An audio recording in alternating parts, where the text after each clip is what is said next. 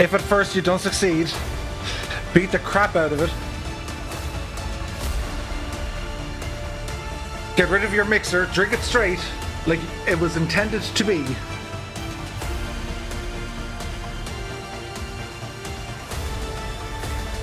Oh. How's it going? What a night! That only took like 2 hours. Anyway, it would appear to be working. And I was going to leave it at that, but I'm so stubborn and I'm thick. And, well, I'm Irish, so you'll get it. I want to go back to Christ the Redeemer, because I need redeeming. And so does my system. And so do you lot.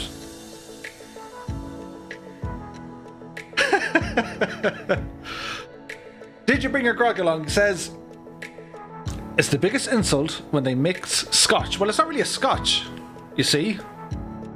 It's a whiskey.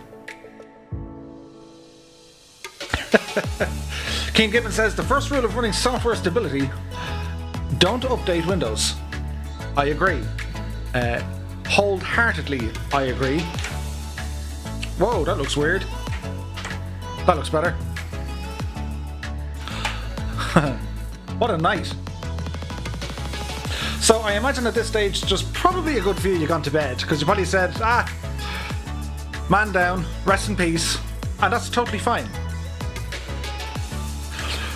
But I'm thick, and I said, I'm going back, and I'm stubborn. So that's what I'm going to do. So welcome back, everybody. Or if you're just joining us here for the first time, nothing happened at all. We're just starting. There was no issues whatsoever. Everything is fine. It's totally fine. Really great. Super great. Really great. Far from it. Anyway. We're back on the ground here. Peter is here. He says, Murph, will you get the 380 or the 390 when it comes out a bit later? I'll probably go for the 390, I would say. Yeah. Anyway, let's get this show back on the road, shall we? I'm on the North Europe server if you guys want to jump back in. Mr. Chippy says, there was a guy on earlier who looked just like you. That was my twin. That was 3-tone Murphy. Or 1-tone. No, 3-tone. I prefer 3-tone. But the poor old devil, we had to put him to bed because he broke the computer. So the first, Tanya Lem says, so the first stream was a test run. It was the dress rehearsal, yes. And we had a chance to iron out some bugs. And we did. So my hope now is we won't break the sim.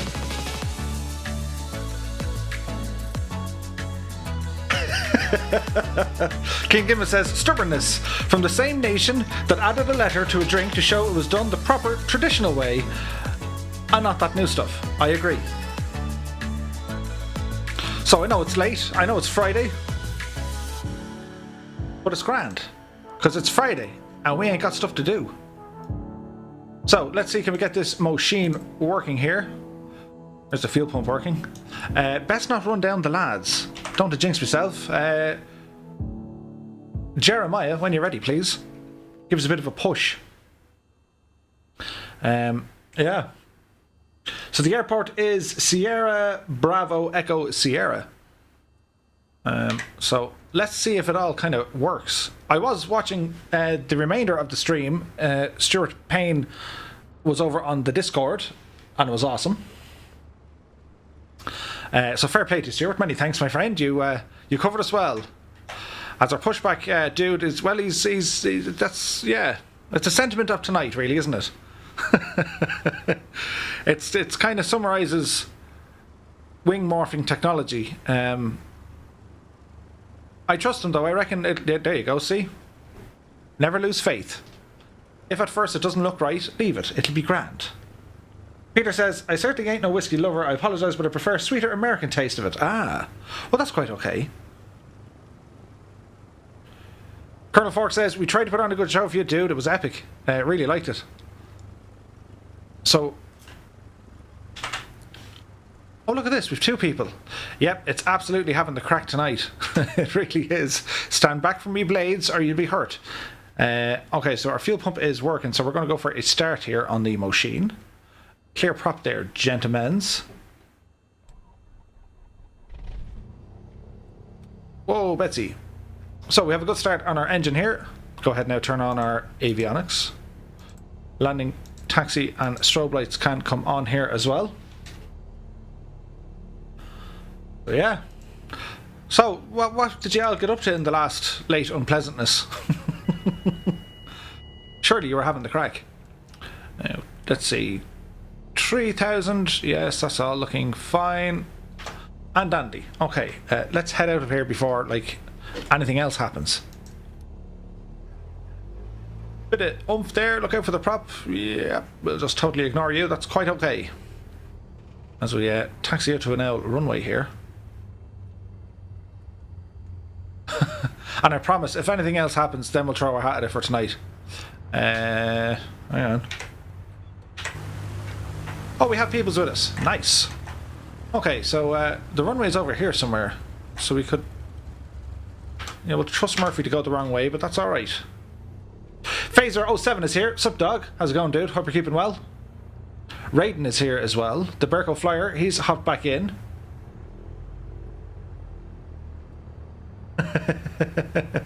The Video Crusader. God bless Canada. Absolutely, guys.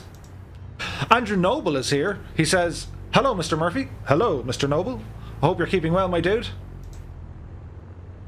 If you're joining back from the stream earlier on, before we had a total murder, death, kill, Windows decided to update. Then it broke. Then I installed the update. Then it broke. Then I shook my fist and created a couple of new, a couple of new words for the vocabulary. And then it crashed and broke. And then it started up again. And now it seems to be working. Jim Oates is back. Hello for the third time tonight. For the night is young. Or for the night is long and full of terrors. I think that's what the correct saying is. As hopefully this all works out. Doodle-doodle-doodle-doodle-doo. Just double check on my notes here. Do we know where we're going? ESF is here. Hello to Ross. Come on. Hope we keep him well, dude. Typical Windows and Irish vocabulary then. Peter says, I had a bike crash last week. Got some stitches on my face. Ouch. I hope you're keeping well, dude. And a fast recovery to you.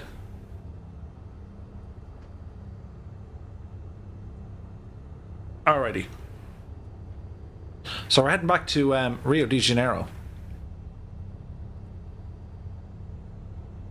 And if the sim does break down, don't take it personal. I am going to jump out that window. I threatened it the last time, and I'll just jump out. The Chasman, he says, welcome back. Many thanks, my dude. Okay, floor it, Murphy. Time to get out of here.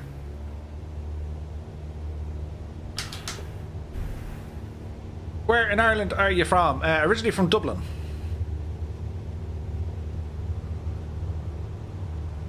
Airspeed is alive. Try and keep it somewhat on the centre line here if we can. There's 50 knots. We're starting to get light. There's 55 knots. Bring the nose up. 60 knots and rotate.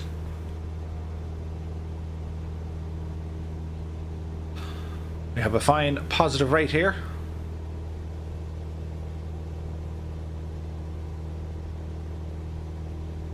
It would appear to be somewhat back in business. So you didn't miss much. I was shouting at my computer for a while. And the good thing about when you shout at a computer, it doesn't shout back. And then you start feeling guilty because it's quiet and it just kind of looks at you. But yeah, it's grand. We understand each other now. So what happened, there was 2 Windows updates. One was like an optional update, the 2004 package, and then the other one was something to do with the .NET framework. So they installed, unbeknownst to me, and then the sim crashed, and then the PC was restarted. Then they installed, but there was some sort of a conflict with the install.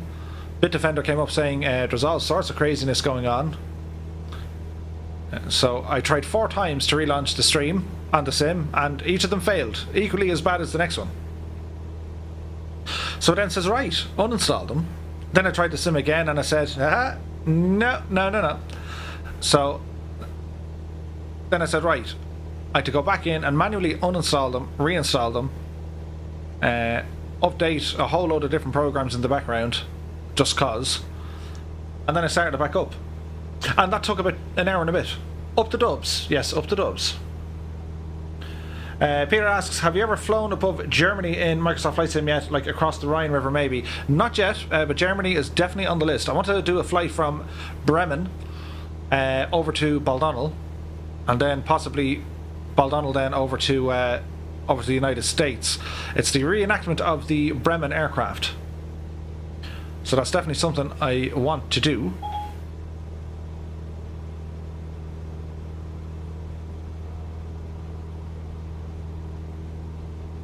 So we're climbing nicely here now.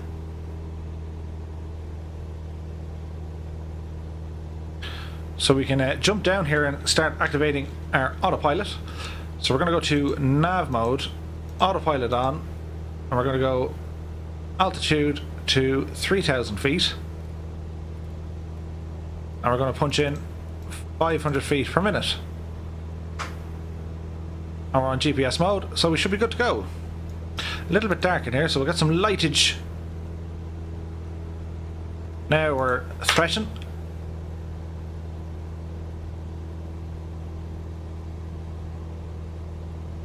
So many thanks for you all for joining us again. We have some peoples on board.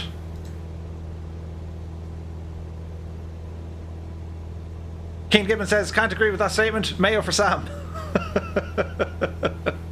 Mayo for Sam. The Sam Maguire is coming back to Mayo. Years ago we had a teacher and he was from Mayo, and this is back when you can kind of have the crack, you know.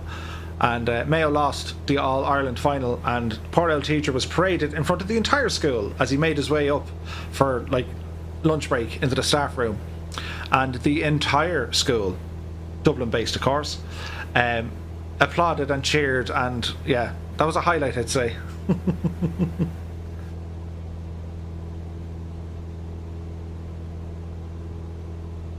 Okay, we seem to be kind of flying nicely here now, so we'll add a bit of, well, stuff I was supposed to do earlier on and I couldn't, for obvious reasons. So let's check out some sights, shall we, as we all kind of chill out and relax on this Friday evening.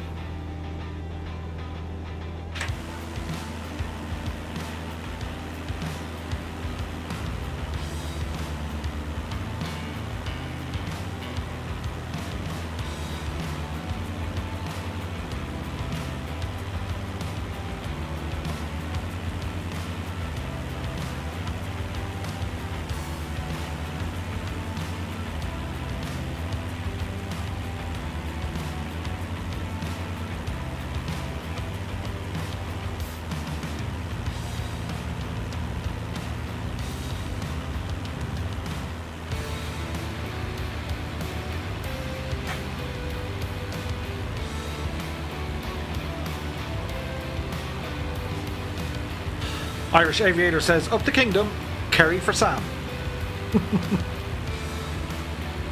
Andrew Noble says, just had to go with the Dreamliner, a bit floaty. Yeah, I found that. Now, it's not bad, but it's a little bit on the floaty side.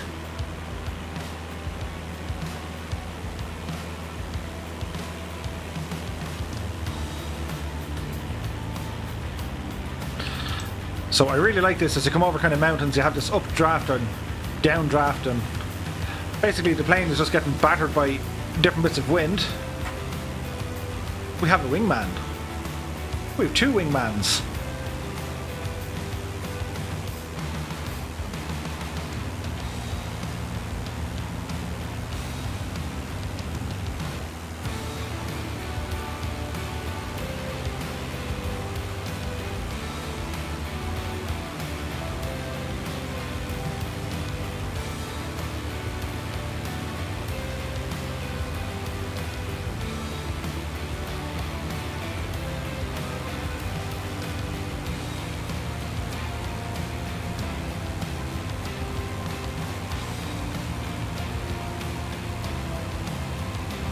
Quantumness is here, saying, where are you headed? We're heading down to Rio de Janeiro. The airport down there is Santos Dumont. It's just below Christ the Redeemer.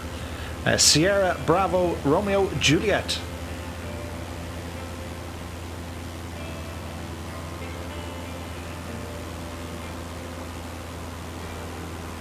Mark Intel is here. He says, hey Murph, I'm back. Where are we flying? We're flying to where I was supposed to fly earlier before I had many crashes. So we're heading down to Rio de Janeiro.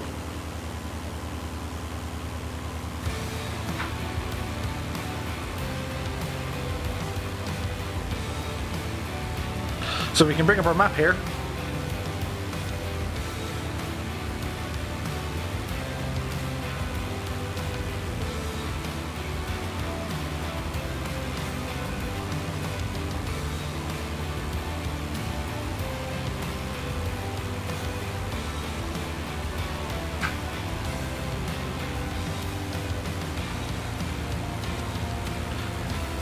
No problem, Benny.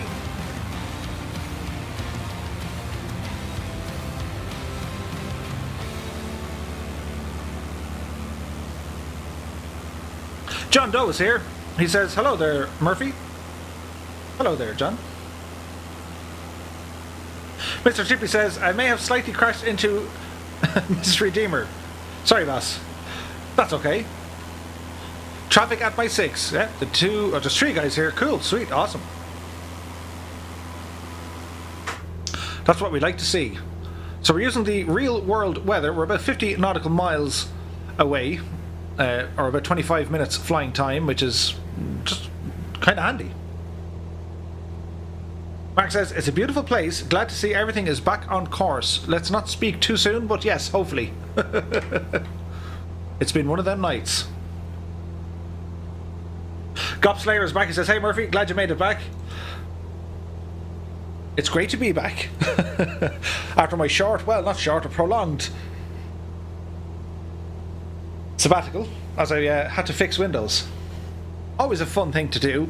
And the gas thing is, like, I remember with the older flight simulators, like, you would spend almost more time messing around with the settings than you would in the actual aircraft simulating flight, or having a bit of fun with it, like. So what happened tonight is nothing really new. Ex-Terrates, I've really no idea.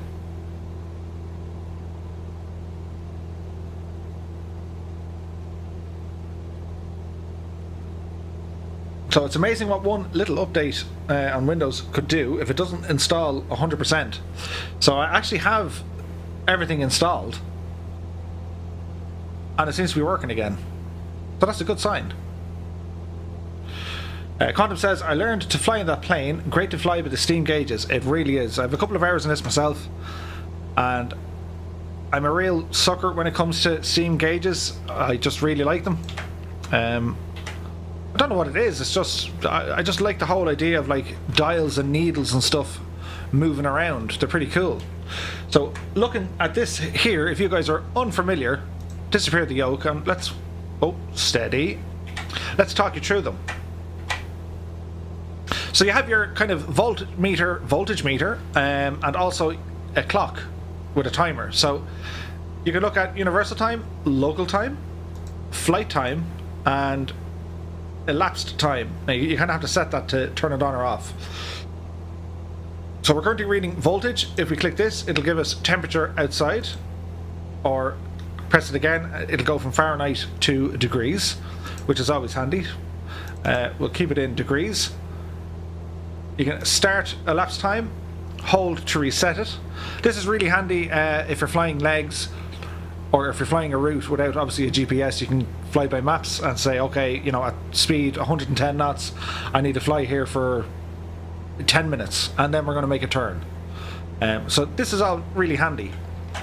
Coming down further on the left hand side, you have your fuel gauge indicator, left and right tanks. With the Cessna you can fly with either both tanks, or you can go left or right. I've only ever flown this on full both tanks.